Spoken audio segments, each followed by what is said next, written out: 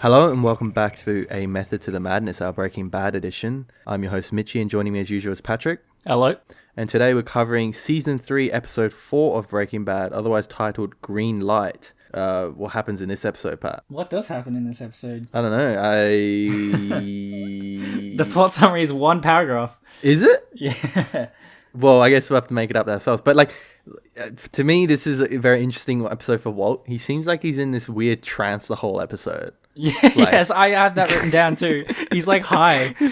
Yeah. Yeah, it's like he's like just stoned or something. Yeah. Yeah. But obviously more stuff than that happens too. Cool. Let's go to the one paragraph plot summary. All right. Jesse gives meth to a cashier in exchange for gasoline. Meanwhile, Walt makes a scene at Skyler's workplace while confronting Ted, and he is thrown out of the building. Immediately afterwards, Mike takes Walt to Saul's office. Saul tries to convince Walt to continue producing meth, but Walt refuses the offer and loses Saul's help laundering money. Alright, yeah, so this episode is actually pretty important in terms of what happens not in a character arc kind of thing, but more just progressing the plot. Like, Hank actually makes some pretty big leaps in the investigation into Heisenberg in this. Right. Like, when you think about it, figuring out about that camper van that they cook meth in, it's kind of a big deal. But yeah, like, with the opening scene, like, what do you think's going on with Jesse? Like, surely he's got cash to pay for the gasoline, for the petrol. Like, he's obviously just kind of, it almost feels like he's trying to, like, just tempt fate or something, and he's just fucking around because he can't. Like, the cop walks in, and he makes no attempt to hide it. Exactly, yeah, that's exactly what I was thinking. I think more to hear this, him accepting his role as the bad guy, yeah, he just feels like he should do bad guy things. And, you know, what he does is absolutely terrible. Like, you know, this poor girl, like, what does she say? You know, he's like, oh, have you ever done drugs? She's like, yeah, I smoked weed a couple times at a party. Yeah. And then he's like talking down meth, or rather she's like, what's it like? And he's like, it's awesome. And I don't know, just like intentionally trying to get people to, like, you know, hooked on drugs and shit. Like, that's one of the worst things you could possibly do, I reckon. Yeah, especially when it's methamphetamine. Yeah. Yeah, it's seriously not a light drug. Like, yeah. But I don't know. He said it's okay, so maybe we should try it, Pat. You know what? Yeah, how's my opinion valid? You know, I can't never tried meth. I can't speak to this. Exactly. Yeah. Exactly. Yeah. You gotta try it first before you can say anything about it. You know, it's so judgmental of all these methods. When we meet up next, we'll grab a teenth and we'll just smoke a little bit, see how it is. Yeah. All right. Totally kidding, by the way, for any law enforcement. Yeah, I don't want to do meth. Yeah. The pot plant. I love this when Walt goes into the Beneke place and he tries to break the window with that pot plant. And then Skyler comes down the stairs and she's just like, what the fuck is going on? And she just sees her husband there with a pot plant trying to knock down the window. And like the way he looks up out of the leaves, it's like so goofy. Yeah. Like, oh, I'm speaking to Ted. Yeah. Yeah. And then the woman at the desk, she like gives Skyler this real dirty look. Yeah, she really doesn't like Skyler, eh? Yeah. Yeah. Man, this whole scene is so fucking funny. Like, how I just, you know, by this point, Walt is really feeling himself as like a gangster. But you can really tell that this has got to him. He's finally been emotionally affected in a way. Yeah. Like, yeah. Skyler did something back to him that's really kind of fucked him. Like, that's something he's obviously got strong feelings about, which I wouldn't doubt for most people. But for him, it seems, you know, he doesn't have any restraint at all. He's happy to go in there and make a scene about it, which says a lot because Walt's not the kind of person that would do that normally. Yeah, but he has not the resources, but, you know, the will to do it now. Yeah, true. Yeah. Yeah. And then Saul doing Saul things where he's like putting different neck braces on that guy. And then the guy's like, I can't breathe. Yeah. He's like, yeah, well, we all have to suffer a little for, you know, our cause. Yeah. Yeah. I don't know. No, I just love, like, there's a lot of these moments I feel like right before the scene with Saul, we see him interacting with someone else and you catch the tail end of that conversation and it's always like something really fucking abrupt and funny. Yeah. Yeah, it's so good. Yeah. I love his, what he says to Walt. Walt's just so pissed off and he says, it's a cruel world, Walt, grow up. Like, what a thing to say to someone. Like, he's just so terrible at consoling someone. Is that after he's like, I caught my second wife cheating on me with my stepdad. Yeah. This guy has no fucking tact whatsoever when it comes to like emotional kind of conversations. Like, yeah, he's dead inside, truly. Yeah, he really is. Yeah, but it's funny though. And then they have a fight anyway, and everything seems dead on that front, at least for now. Moving on. Yeah. All right. Walt later makes a pass toward the attractive vice principal at the school, Carmen Molina.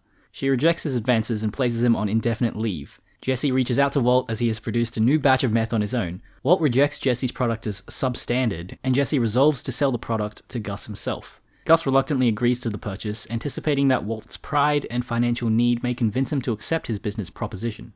Meanwhile, Skylar continues her affair with Ted, and Hank forgoes his transfer to El Paso in order to pursue a new lead at a gas station.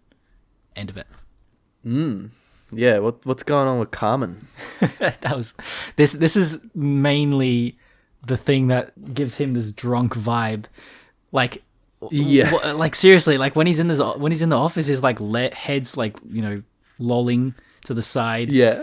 I think, is this his way of like seducing someone? You know, like No, I think he's just fucking done. Yeah. Like with life. You know, like he's just gone in to deal with Ted, and he couldn't even do that. And then this shit happened with Saul, you know, and now he's just fucking done. He's like, fuck this, I'm going to try and hit on my boss. But it's not like his demeanor changes after that. I don't think it's part of him flirting with her. I think it's just, he's just fucking looks stoned because he's just done. Yeah. I've read, you know, somewhere that like the main indicator that they wanted to stray away from the womanizing gangster trope. Yeah.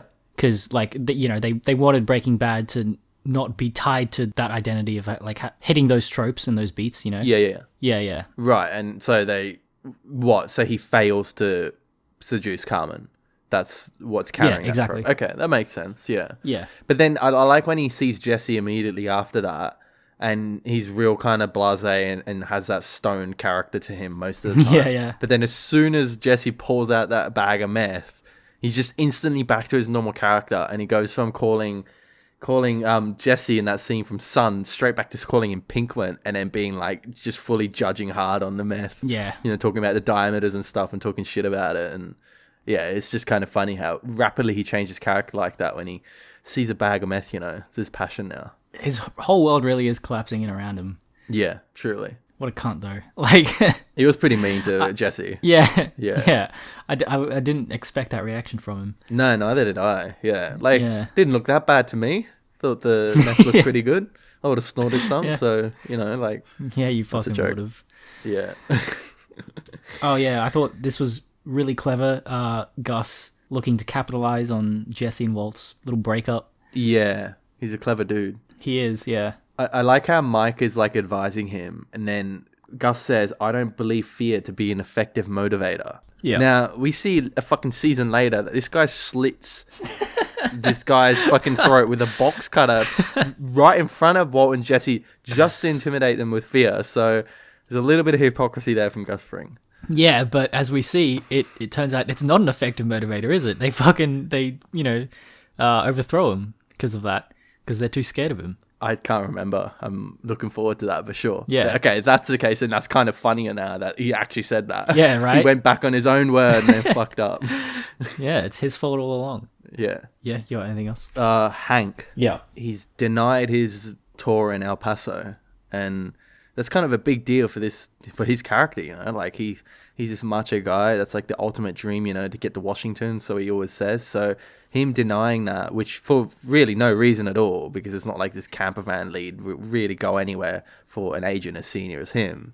It's a big deal. This is like the start of like his most interesting arc, I think. Yeah. Yeah. I mean, it's good though that he's finally acknowledging it, even though he's kind of externally still trying to put on a facade, saying that, you know, I need to find out Heisenberg. That's why I'm not going to El Paso. But you know, he's not going to El Paso because he doesn't want to go there. And I don't blame him either. And then the last shot of this episode on the green light. Yeah. Yeah. So go. Yeah, exactly. What does that symbolize, Mitchie? It symbolizes him going. Meth cooking time. Yeah, pretty much. Because, like, you know, I feel like, has there been red light imagery prior to this? I don't know, maybe. I haven't really been paying attention. if I recall from memory, that the end of the Fly episode, which is like episode 10 or 9 of this season, Yeah. the last shot of that episode is the Fly landing on a red light. Right. As if, yeah. So, yeah. Is that this he's season? Fucking, yeah, I think so. Oh. What? Do you not like that episode? Well, yeah. From the 2 times I've watched it, I don't know. But maybe this time with a little bit more insight and a little bit more like, knowledge about subtext and shit might be better. I don't know. It's kind of boring. Mate, it's our boy Ryan Johnson. Yeah, well, fucking... What do you mean? He's not even a good director, really, in my opinion, but sure. Yeah. Fucking All right, brick. that's pretty much all I had to say. Yeah, brick. Yeah, I'm glad he's fucking going ahead with it, because the last 4 episodes have been alright, but I don't know, it's a lot of family, domestic shit, and, I ain't about watching a whole TV series about that. I want to get back into the meth again, and I want to see this fucking laundromat underground super lab that Gus Fring sets him in, because that shit's just fucking sick. It is very sick. Yeah. And also, one last thing, I love how when he's, right at the end of this episode, he's in the car driving, and on the radio, what pops up? What? Donald Margolis attempted suicide. Just, keeps biting back at him, that memory.